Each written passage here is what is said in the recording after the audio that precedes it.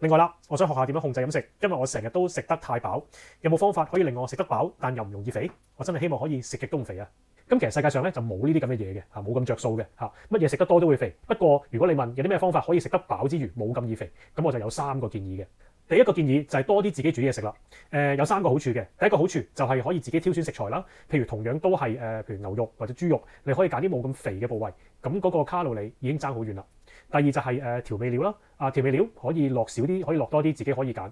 譬如同樣都係整一碟餸，如果你落少2羹油嘅話咧，嗰個卡路里可能已經爭緊100幾卡噶啦。OK， 因為油個卡路里好犀利嘅，而且鹽都係啦。如果食得多鹽嘅話咧，身體會扣多啲水分，咁你睇落去就會腫啲啦，係嘛？糖亦都係啦，糖都係卡路里嚟嘅。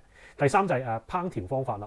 如果你自己煮嘅話，你可以多啲用灼啊、蒸啊或者用氣炸鍋啊呢啲方法嚇，就可以避免一啲煎炸嘅方式，亦都可以令到啲餸菜冇咁肥嘅。